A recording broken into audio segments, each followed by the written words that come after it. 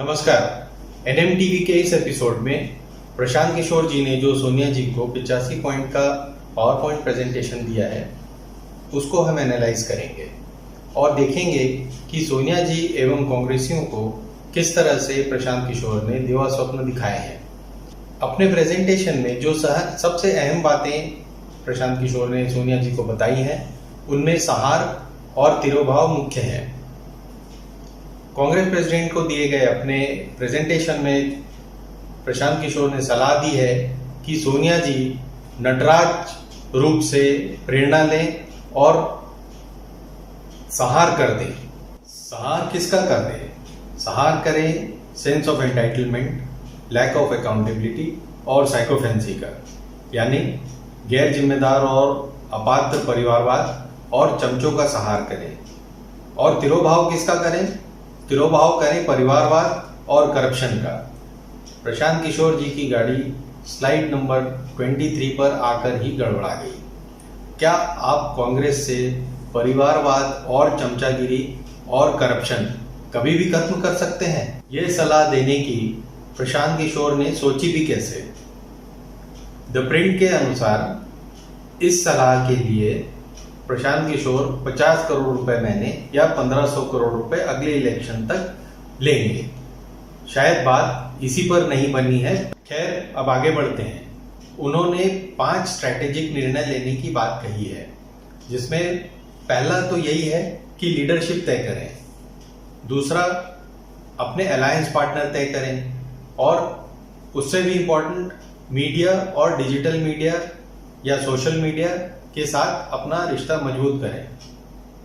प्रशांत किशोर जी अगर ये सब बातें सुनने के लिए कांग्रेस प्रेसिडेंट समय दे रही हैं और पैसे भी दे रही हैं तो 140 साल पुरानी इस पार्टी पर लानत भेजिए। अब टॉप लीडरशिप के बारे में प्रशांत किशोर जी का सजेशन सुनिए। उनका कहना है कि शरद पवार या ममता जी को यूपीए का चेयरमैन बना दें और सोनिया जी खुद कांग्रेस प्रेसिडेंट बनी रहें, या फिर खुद यूपीए की चेयरमैन बन जाए और कांग्रेस प्रेसिडेंट किसी दीगर आदमी यानी गुलाम नबी आज़ाद या कपिल सिब्बल किसी को बना दें। प्रशांत किशोर जी, अगर आप कांग्रेस और कांग्रेसियों की धारा को ही नहीं समझ पाए हैं तो आईपैक का कारोबार समेटिए और अपने आप को समता, ममता, टीएमके, डीएमके और जगन तक ही सीमित रखिए। बहरहाल और आगे बढ़ते हैं। उन्होंने आगे सुझाव दिया है कि कांग्रेस को 358 सीटों पर चुनाव लड़ना चाहिए 17 स्टेट्स में, और 5 स्टेट्स में 168 सीटों पर अलायंस पार्टनर के साथ चुनाव लड़ना चाहिए। तो अब इन आंकड़ों को देखिए तो आपको समझ में आएगा कि प्रशांत किशोर जी कांग्रेस में घुसने के लिए क्यों लालायित हैं। कांग्रेस आज भी देश में 52 प्लस 209 सीट्स पर प्रथम या द्वितीय स्थान पर काबिज है। इसका मतलब है कि कांग्रेस का 261 सीटों पर डायरेक्ट सीधा दखल है। अब क्योंकि मोदी जी प्रशांत किशोर को घास नहीं डाल रहे और जैसा कि कुछ कांग्रेसियों का मानना है कि प्रशांत किशोर जी अमित शाह के एजेंट हैं, तो प्रशांत किशोर की इस कोशिश जो अभी जारी है या जारी थी, इसके 2 ही कारण हो सकते हैं।